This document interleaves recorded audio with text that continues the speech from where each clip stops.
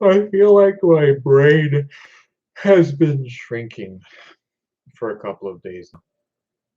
And the reason my brain has been shrinking for a couple of days now is because it's been on this stock crap. Um, it's interesting, it's spectacle that's happening, but it's not deeply meaningful. I don't. I'm in a position now where I don't believe that it's deeply meaningful. I've held a lot of different views about what's happening in the last couple of days, and I think I finally settled on it's not deeply meaningful. Um, the idea that there could be collective action um, that acts monetarily, financially, in the spaces where the most exploitive, extractive elements of society, American society, global capitalist society occur, um, seemed promising from the perspective of modeling behavior that could ultimately make some sort of a difference. But why? Why? Why does it seem that way? Why did it seem that way? Well, because it was collective, and it was spontaneous, and it was uh, in a form that was palatable to a mass audience. Humor and spectacle, and it was carried with it a message that seemed to be timely about normal people with the ability to invest in small ways versus the powers that be kind of thing financially. um, I think that that is a simplistic uh, view of it. However, participating in that and looking at it with that view does has really deepened my understanding of how this sausage is made, and probably deepened the understanding of many other folks as well. We all have collectively learned over time how to make use of these different online communities and online means of communication. We learned how to move from playing RPGs to playing MMORPGs, and we learned how to move from defeating the boss to defeating, from fighting a boss that takes one person 10 minutes to one that takes 40 people 2 hours. Um, there's a lot of maturity of numbers, mechanics, um, behavior, understanding big numbers, understanding I don't want to say the word collective action again, but understanding group dynamics, understanding how multiple people play into something larger. And I think that that led us on to things like Twitch Plays Pokemon. Twitch Plays Pokemon was a way for a lot of people to move the needle one way or the other. And some very interesting things, I think, came out of observing that as a phenomenon. And let's face it, there were as many eyes on that at the time as there are eyes actively on GameStop now. So these are moments of learning for a generation. Um, and those moments of learning teach us about social dynamics, and they teach us about behaviors of groups and groups within groups, and they teach us about large numbers and how large numbers interact with trends. So, if you've ever tried to take on an MMO boss by yourself, you build a healthy respect for large numbers.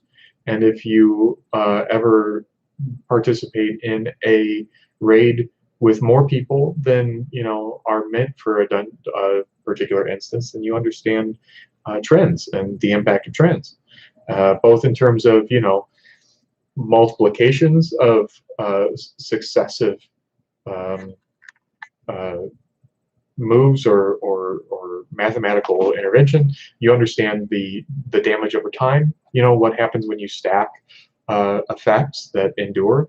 So there's, there's education there. You start to develop a shorthand for these things. And now we're starting to bleed into applying that knowledge to some degree to the real actual way that stocks, investments, shorts, large trading companies, firms, hedge funds, and legislation, policy, and the SEC and the government work together. We're learning a heck of a lot.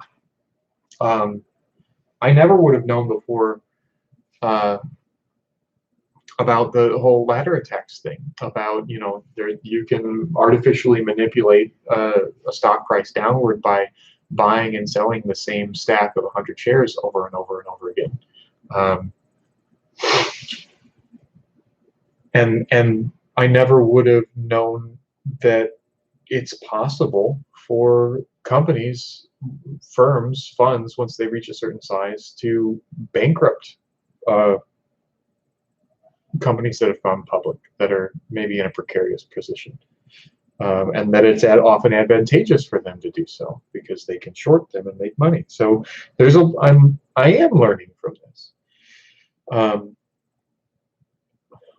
What other moments were there like that? Well, I mean, memes in general, right? But to some degree, this is about memes. To some degree, this is about messages that get condensed into iconography that are shared by a great many people and mean something to those great many people.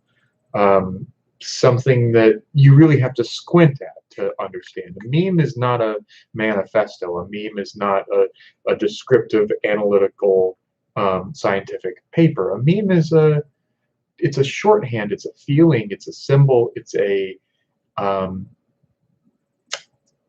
it's culture. And it means roughly the same thing to most people, but not always the same thing to all people.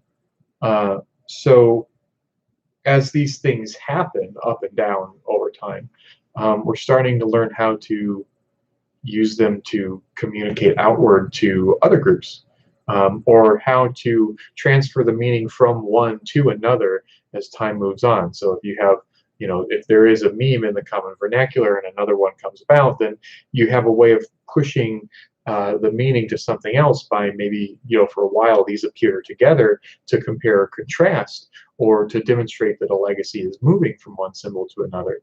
And, we're getting better about allowing things to move.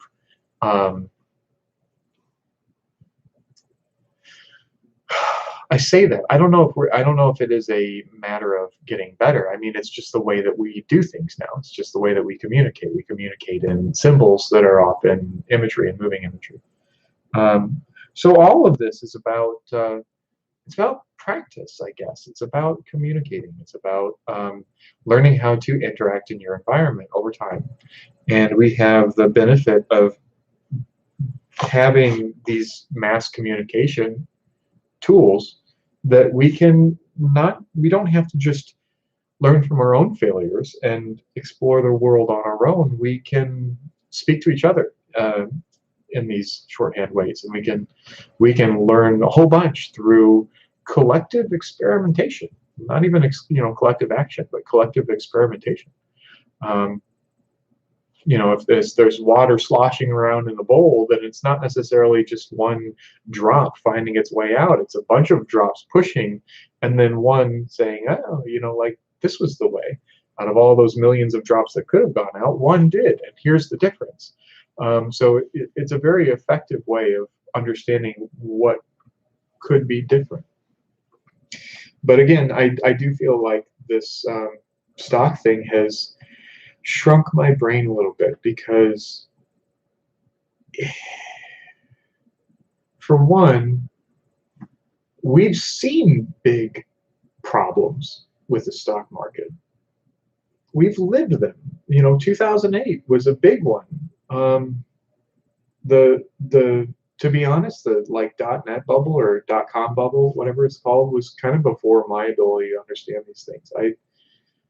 used AOL or whatever, but just to play hammerhead pool with strangers. Like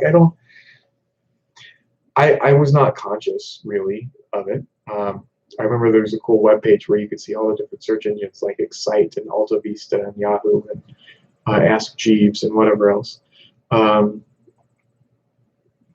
But I can't say that I learned anything from that because I wasn't. There was nothing to learn. I wasn't conscious of it. And definitely, I was born late '80s, so I definitely don't know anything about necessarily what the '80s thing felt like, or in any insightful way understand what it was about.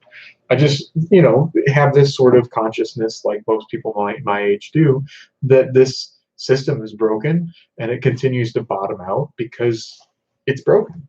And we are supposed to have faith in it, I guess, but we don't. Our government pets it and treats it like a little baby and takes care of it because it has to. It doesn't have a choice. But in the meantime, the majority of people are slipping into precarious conditions with respect to their retirement or their housing insecure or their health insecure. They don't have health insurance, especially in the middle of a pandemic, right? So who cares about any of that? And except that, if somehow you could put things back where they go, to be honest, what is back where they go, right? Like this is where I'm too young. I am too young to know what's a working system look like. I'm too young to have that shorthand. I can tell you a whole bunch about personal experience of what doesn't work and what's scary and what's awful and what's wrong and what doesn't make sense and everything trending in the wrong direction and falling apart, and even the things that work break, and in the meantime untold potential suffering, and it's getting worse, and the government is not equipped to do anything. That I can tell you about, but I don't have any here's what works for you. I mean, aside from theory, aside from like reading books about history to say like, in history, when there was pluralism, things were good. When there was absolutism, things were bad. When there was democracy, things were good. When there was autocracy, things were bad. When there was, equal opportunity for citizens to hold relatively equal shares of the pie, then everybody could open their own business and succeed if it was a good idea, and not necessarily be pushed out by other people just because they owned a larger market share or whatever. Those times were good, and then times when there was one game in town, it was bad because everybody worked for that and often worked themselves to death. And in many cases throughout history, it was very exploitive and terrible. And but I know from propaganda that there was a time that people thought we had it figured out.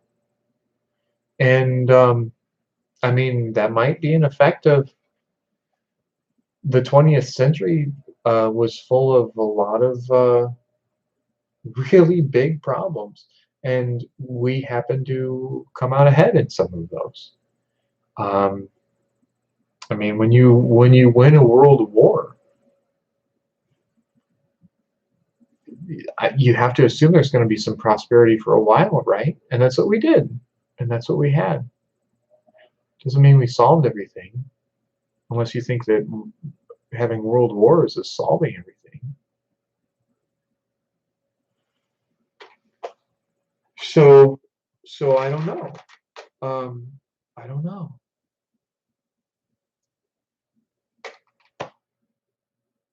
But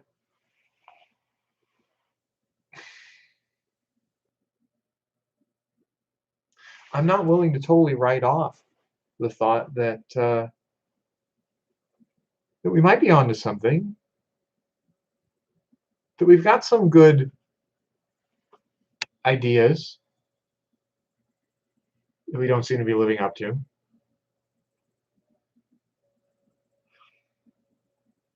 I don't know. That's a hard statement. All I meant to say was that I don't have any personal experience of things working in any like grand social sense. Um,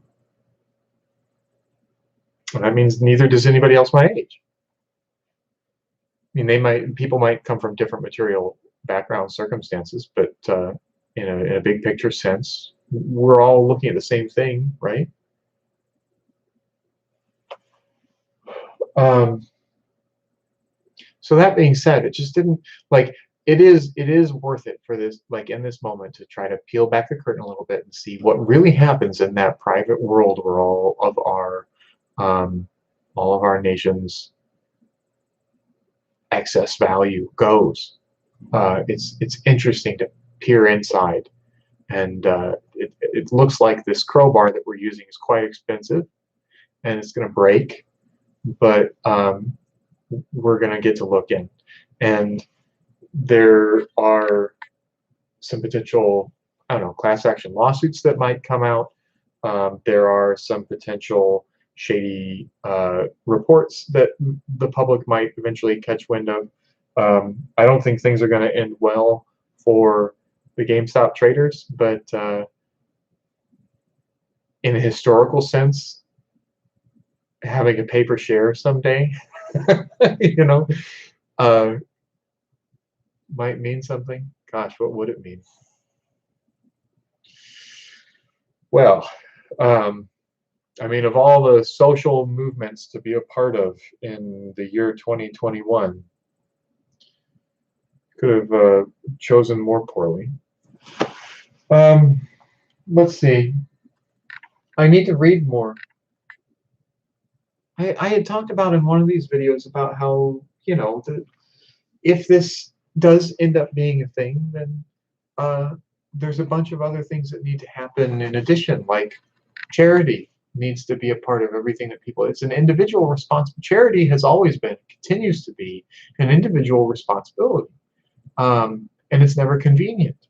And yes, I know it's not supposed to be the responsibility of the poor to take care of the poor, but when there's, you know, yada yada, but it is, it's everyone. And it's not supposed to be our responsibility to bend over backwards for other people's ideologies, and especially if they're not talking in good faith, right? But bending over backwards for people is the point. I think it is the point. And I'm saying that from a position of privilege. I understand, like, I can afford to do that. I can afford to try to talk to somebody until I find out where the heck they're coming from, even if what they're telling me is, you know, like, we shouldn't live in this society. I can't imagine that many people would be able to try to help that person find themselves, because the conversation could go in a place that is unsafe, invalidating, which again, I mean, gosh, that feels like a moral responsibility on me, right? How can I consider myself safe in a conversation that might be, that another person might not feel that they can exist in? That's not an acceptable way to conduct myself. But how do I? We're all human, right? And we've all got our positions that we start in for whatever reason, our ideologies or whatever. And it's the ability to move yourself out of that spot to begin with that that makes critique possible, that makes it possible to engage with somebody else and see, wait a second, they might be physically standing in a different place than I am. They might be literally seeing this from a different position. And if you've never moved, how do you know what a position is, right? So you have to you have to go over there and look at it with them and be like, oh, you're looking at this. Come look over here. Look at this. This is what I was talking about. But if you just, yell at each other from opposite sides of the thing, you have to be able to demonstrate that there can be movement here, right? I'm not talking about movement in terms of action, like, oh, well, here, let me do some atrocity with you. I'm talking about, like, I understand that you think that it is acceptable for there to be some sort of dominant culture that defines a society and that people should adhere to that culture, else the society crumble. Okay, that's some really scary rhetoric that you should not go take out in public, because the end result of what that belief is not good. I don't think you realize how not good it is. So where is this coming from? Why are you feeling like there has to be some sort of like enshrined identity in order for things to be copacetic and for everybody to get along and be happy and share in the kumbaya or whatever? Where is this coming from? How did you get that? And try to figure out, what exactly are you aiming for here? What do you want? Oh, you want everybody to have some sort of level of material welfare or whatever. You want people to generally be okay.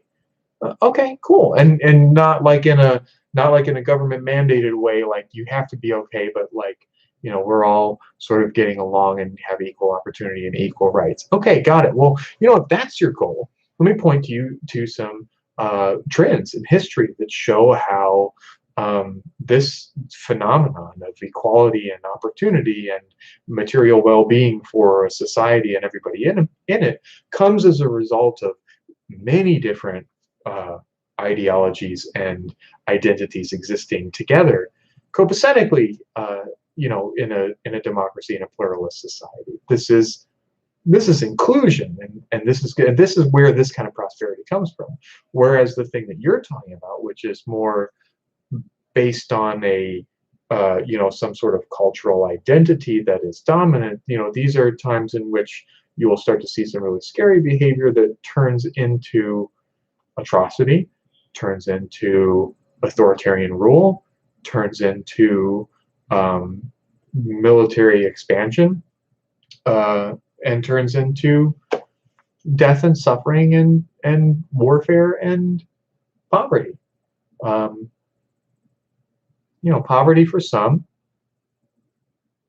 persecution for others, a life of war for the rest. And unfortunately, you think that is just like an inevitability, that is mankind, and therefore, well, yeah, of course I know that that's the end of this. Of course I know things are going to be terrible, because man is terrible, right? So this is our natural state. Well, hold on. You just said you're doing all this because you want material circumstances for people. You want people to be okay.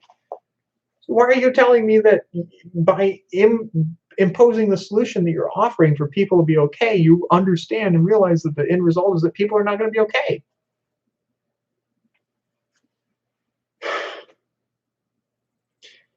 And then you realize you're engaging with a bad faith actor, and you hope that someday, somewhere, the things that you said will strike them as they're listening to some podcast on their way to work, riding a bus or something, and they're like, oh my gosh, we can help people. We can love each other. We can care about each other. We can lift each other up. We can be good to one another. We can, stand by each other. We can allow other people to exist. Maybe that'll, I don't know. I do believe that. I do strongly believe that inclusion is the answer. And that looks like charity, and it looks like patience, and this is a good opportunity to introduce where many people say tolerance is not a moral obligation. Tolerance is a peace treaty. I've seen this so many times in the last couple of days because of things that are going on. If you are going to extend tolerance to someone's ideas, it's because they have extended a treaty to be tolerant to the general collective as well. So if they are practicing intolerance toward a group, you do not have to extend your tolerance to them. They need to bring themselves back into this peace treaty in order for, them to be included. So if you have all these nations not making war with one another, and then one nation is making war with its neighbor, it's not like, okay, everybody be nice to that person. It's, we don't make war with each other. That's what a peace treaty is about. So you're going to be punished now. We're gonna put you back in line. So yeah, do not accept intolerance, and that's really difficult if you're trying to be inclusive and dance around things, because sometimes you can get a little bit too light on your feet, and you can avoid going down a place that somebody was very much expressing intent to go down to.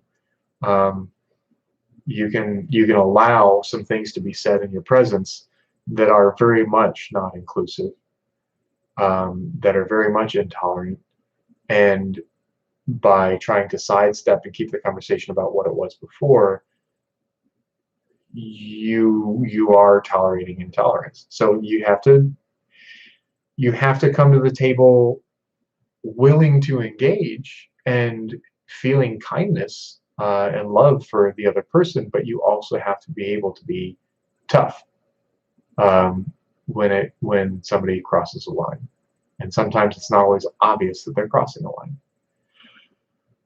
I don't know why I'm talking about that. How did I get into this conversation? What am I talking about? I'm talking about a little bit of everything, I guess. Where are we? What are we doing?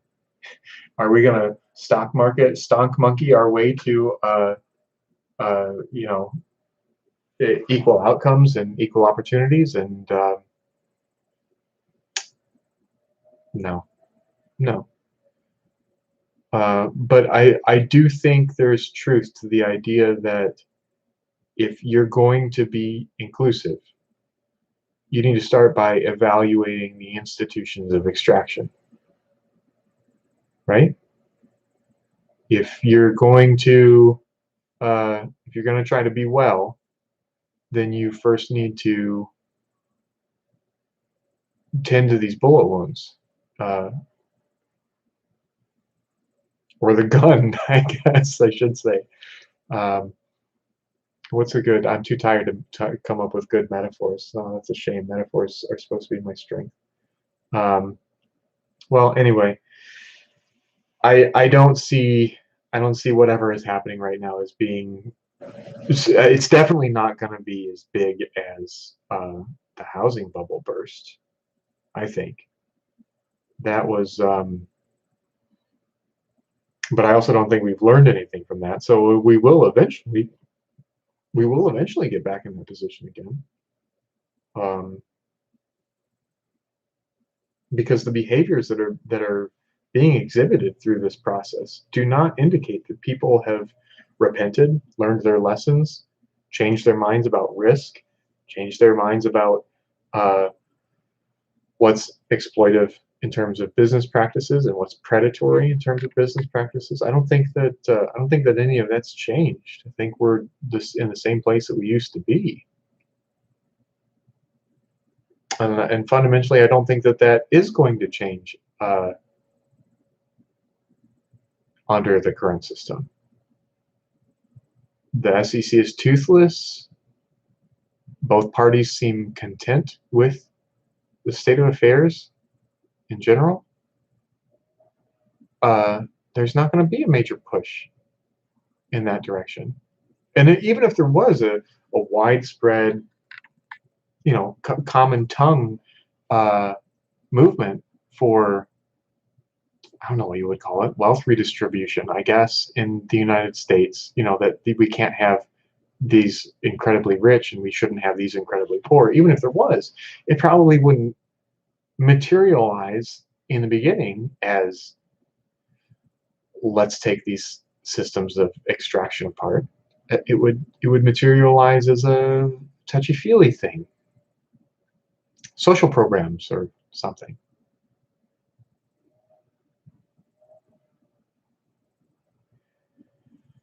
Find an opportunity to be good to somebody. That's my recommendation. Is find an opportunity to be good to somebody. Take care of the people you can take care of. Take care of people, and do look out for your own success. Because if not you, who? Um, hmm, I don't know. It seems like at some point you either get really good at the game and you play the game, or you have to fight the game. So at some point, you either invest a lot in business or a lot in defense. And either way, it's expensive. And either way, to keep up in that game, you're going to have to be very exploitative to anybody you can. I don't know. I don't know the way out yet, which is an obvious statement. Nobody knows the way out yet. Nobody ever has figured out a way out. That's based on mutual concern for one another and uh, investing in one another's success. Because it really, one of the things that I've taken away from this is I like my material circumstances are absolutely great. Like I'm fine. I'm fine. But I experience things in a way that I don't believe I'm fine a lot of the time. And I think that's always true. I think that people are always going to be experiencing their life on a scale of how bad to how good they think things can be or have been. And so if everything is great, we won't know it. We won't know it. If one day we live in a utopia, we won't know it. We won't know that we're living in utopia because the sum experiences of our life will have a certain range, and we'll believe that things that's how good they can get and that's how bad they can get. And even if we live in a utopia, it's going to be baselined against utopia. I don't know how. I don't think that that's a. I don't know how to solve that problem. I don't know what the answer to that is.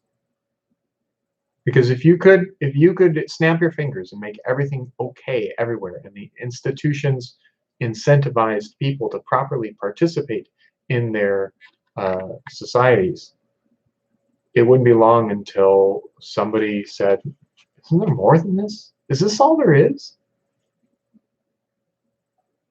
Yeah, if you can convince your neighbor that they should do it for you for free, then there can be more.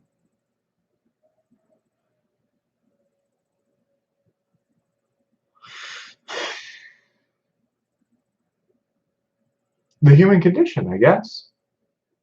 But if we remain invested in society and the world and one another, and we remain educated and informed and willing to continue to learn throughout life, not stick to something that we feel like we know, but continue to investigate and try to understand and empathize, like, okay, well, I feel like I've gone as far as I can with my ideology, so I need to look at somebody else's perspective because I obviously don't want to remain exactly where I am for the rest of my life. Um, that helps. Inclusion and education, curiosity and empathy all help. It can make a difference. And not everybody has to be on board, but the more people that are on board, the better things will be. So don't divest. Don't jump out. Don't put your knives out to society. Things will never be perfect, and even if they did get perfect, they wouldn't feel perfect, but you owe it to yourself, you owe it to your society, you owe it to the people that came before, and you owe it especially to the people that come after to try to strain at the edges of your ability to care for other people, strain at the edges of your ability to understand how to improve things, and to strain at the edges of your ability to participate in shaping that, even when it's scary, especially when it's scary. So maybe buying a share of a stock in Rebellion is as much an act of knowing that you're alive and that you participate and that you're um, that the things you do matter and the resources you have are yours to purpose them as you see fit is as much a lesson is as much as anything else what you could get out of a moment like this. But you can do that in any way. You can as long as you're participating in some way, whether it's absorbing or giving back, as long as you're learning, as long as you're growing, as long as you're sharing, as long as you're thinking, as long as you're helping others, reinvesting in society, reinvesting in other people, um, you know, who's anybody else to criticize? We should all be seeking to get better. We should all be seeking to make the world better. And we're all going to do that a little bit differently, and we're all going to disagree about it, and that's wonderful. That's so wonderful. Because there's nothing as one of the things that feels really gross to me is when I on a surface level align ideologically to somebody, but then I can tell that they're just carrying some banner because they want to stick it to somebody else. It's like, okay. But I feel so much more engaged when somebody believes oppositely on things than I do, and they want to have a conversation with me, and they want to understand me, and they are willing to be influenced, and they are willing to be influenced, or they're trying to influence me, change my thinking, see where I am, and see if they can introduce some new thoughts, because I appreciate those thoughts, because I trust myself to be able to use those thoughts productively toward my end goal of wanting the best for everybody. I don't think it's possible for me to be infected with a thought that runs contrary to that objective. At least not permanently, at least not for a long time. I think there's such thing as sensationalism, being caught up in something, but there are many boundaries to this, right? Boundaries of goodwill, borders or boundaries of nonviolence, boundaries and borders related to not taking advantage of other people, of making sure that things flatten out as much as possible so that there's not exploitative, extractive, yada, yada, yada. So, you play around and you just double check and make sure that you end up in your safety pen at the end of the day, circumscribed by the things you believe in. But that gives you the freedom to try to go be a help to somebody else. And when you talk to somebody else, they might actually help you understand the shape of your playpen is a little bit different than you thought it was. I would never have had this language to describe the things that I believe if it weren't for my intent to expand my own understanding and challenge my own ideas. Always challenge your own ideas. What the heck am I talking about? This is a journal. What the heck am I talking about? I think I'm worried. I mean, I'm happy. It's been snowing a lot recently. It's gorgeous outside. Playing with Lainey is so much fun. And I've been laughing at these stock memes so much. I'm laughing so much. And Lainey and I are playing so many fun games, running around, and I don't know, Madeline and music and dancing to the radio. Like, it's fun. We're having so much fun. We're having so much fun. And I'm still riding the high of the 6th didn't work. I'm still riding that high of we're not fascist. We're not authoritarian yet. There's not been a coup yet. We haven't had people murder our representatives in Congress yet. We don't have a military coup yet. We don't have a civil war yet. Um, and all of those things I worry about continually. But but I get to funnel all of that right now into this stocks thing because maybe there's an exit before that cliff. Maybe we can relieve a lot of um, the tension of the material decline of so many people. I mean, I hope they realize it. I hope they realize. I hope the people that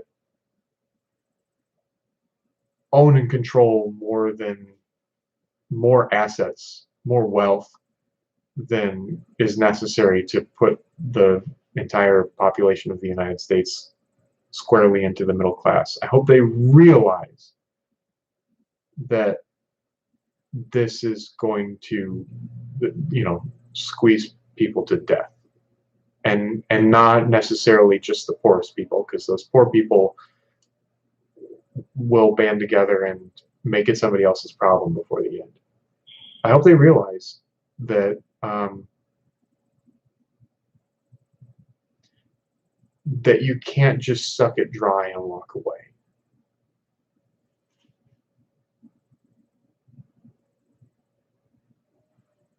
And I hope that we realize that we still are great. We still are fine. Again, you won't recognize utopia when you're living in it, right? Um, I'm speaking as somebody who doesn't even have a passport. I've never even been outside of this country.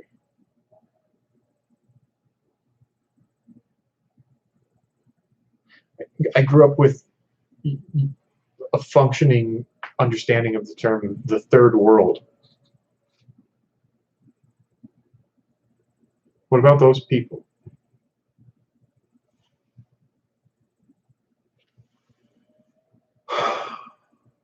What about those people?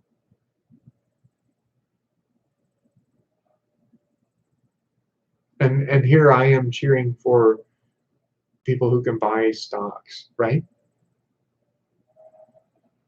Stick it to the man. Buy some shares of GameStop at hundreds of dollars each.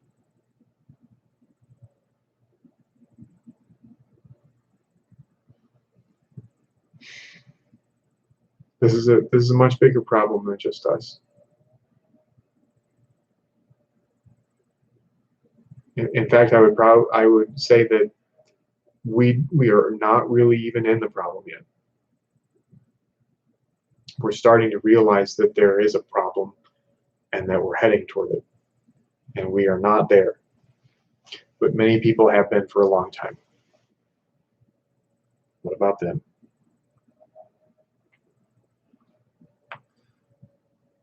I don't have any answers for any of the things that I've talked about.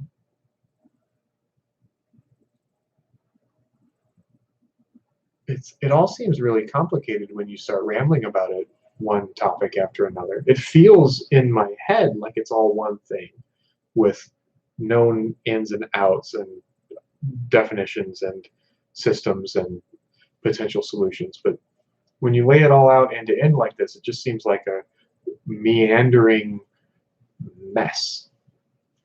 Just constant problem with no solution. Just a terrible, awful rat king knot. But again, I'm doing great. Do you notice these lights? Do you see what these lights are doing? I have 8 lights up here on tracks, and they're changing colors because I have an app on my phone that allows me to program them to change colors, and my Google over there controls it. And each of those light bulbs is a full spectrum color light bulb. So my whole basement can be whatever color I want it to be, including whatever the heck this thing is where it just changes, which is a custom thing that I set up on my smartphone. So, oh my gosh, I'm doing this wrong. I am doing this wrong. I'm doing this so wrong.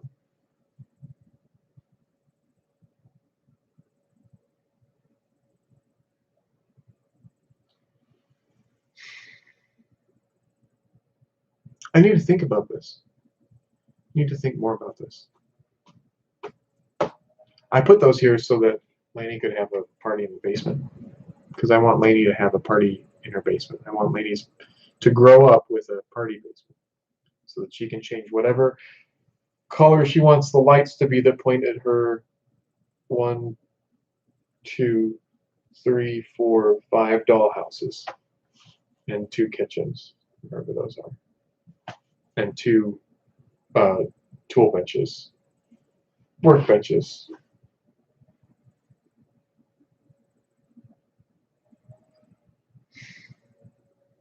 I really want to.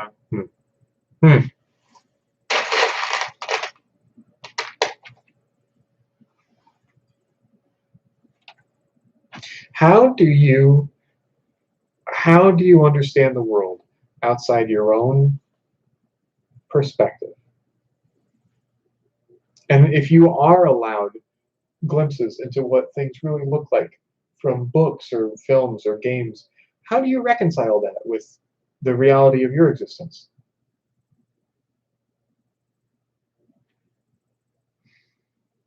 I believe that that I'm the main character in the stories that I read. Right? That's natural. That's what you're supposed to do. When you read about prosperity and success for societies, you think, I want that. That's good. Especially if you're inclined to care about others. Especially if what you want is peace with others. Especially if what you want is for others to be happy and prosperous, not just, free to do whatever they want to whoever they want. Like it.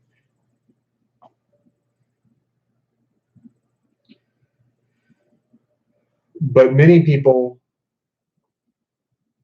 I think, in a position like mine, would look at, well, okay, there's an opportunity for everybody to get along.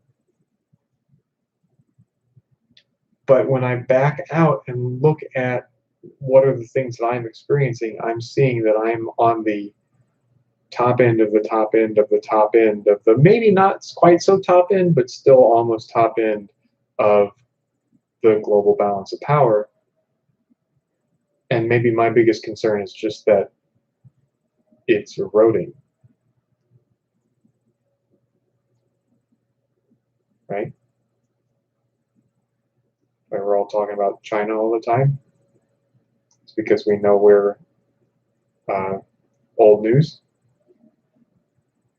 and maybe that is maybe that's the true push behind many people's concern for society, is not so much that they want to decrease so others can increase, but they're concerned about the increase of others that might cause them to decrease.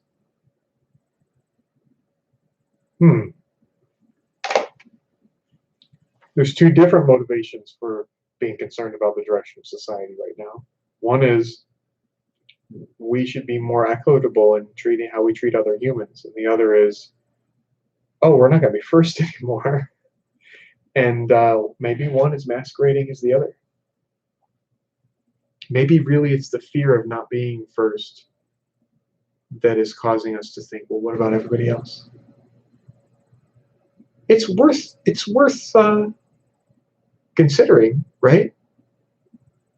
You have to see yourself as part of this equation.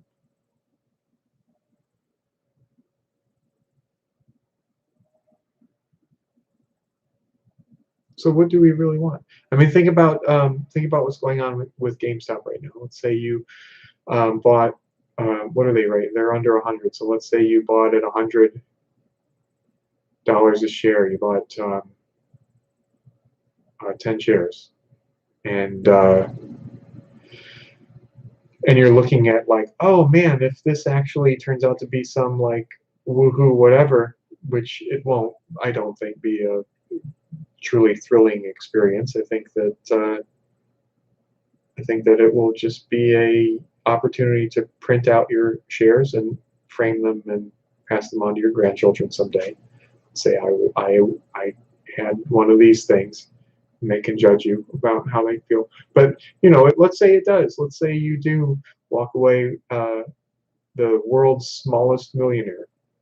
You know, $1,000,023 because the stock went to $50,000 a share, right? $100,000 a share. I don't know. Like, this is absurd. But let's say, you somehow scrape your way into, combined with all your other savings, I don't know, somehow you meet the mark of technically a millionaire. What do you do about it? Do you write $1 million check to the poor? Where does that go? What does that look like? How do you organize that? Who do you trust with that? It would be a lot easier, I think, to just go solve all your problems and maybe get a $600,000 house that you can give to your children and they can give to their children and yada yada yada. Could make a difference, right? Or get yourself a house and go into business for yourself for a decade.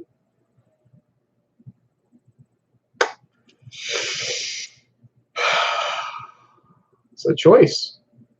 It's a choice that, unfortunately, you don't have to be in this odd position of extreme privilege with respect to a stock to think about. Unfortunately, you have the privilege to think about it right now. I have the privilege to think about it right now. I can look around and I can see a lot of things that I want my child to have, that I think are important to being a provider for my family, my wife and my daughter and my soon-to-be-born second daughter. It feels like duty, right? It feels like the most important thing on earth, taking care of them. And I mean, sure, I can sell everything in the background here, secondhand on Facebook Marketplace, and write a check and send it to, some foreign aid thing, and they'll write me a letter saying, 312 kids are going to eat for a year.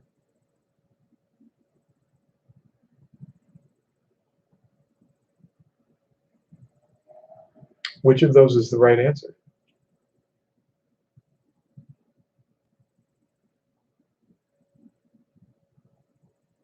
It depends on what your beliefs about the world are. And it depends on whether you have the moral courage to live by those beliefs.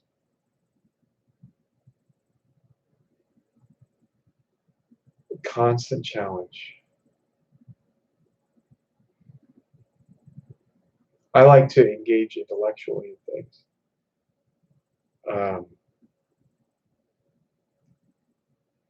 I was just talking to my wife today just talking to Caitlin today that I feel like I've lost that youthful courage of just jumping into something, and maybe it'll work, maybe it won't, but the important thing is that you keep trying new things, because as soon as you stop trying new things, you kind of die a little.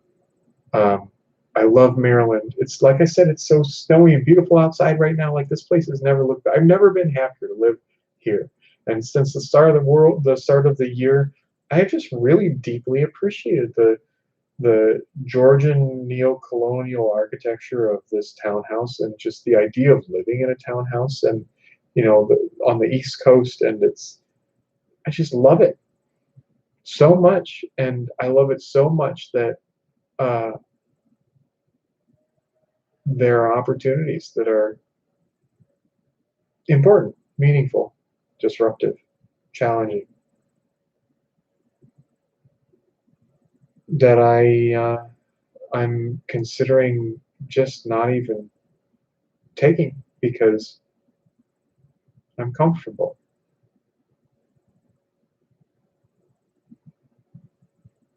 I'm having this conversation with myself on camera because I'm worried if I turn the camera off, I'll stop thinking about it.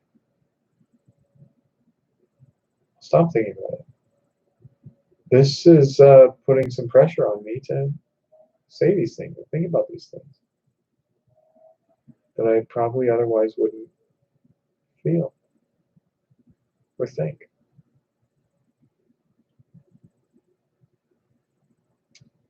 We always think we know what to do with somebody else's money. It's part of the problem, right? It's part of the problem.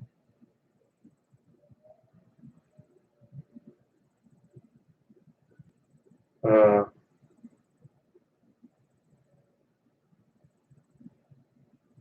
hmm.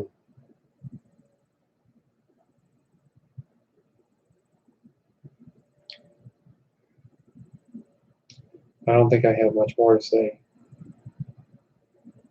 That just got really difficult. That got increasingly more difficult this time around. Take care of your. I don't know what to say. That take care of your soul. Take care that you uh, do challenge yourself. Do challenge yourself. Don't let yourself get off the hook for things. Look for opportunities to criticize yourself. Look for opportunities to critique. Do better. Be better. Don't beat yourself up, but don't turn a blind eye, especially if you're the type of person to have things to say about others.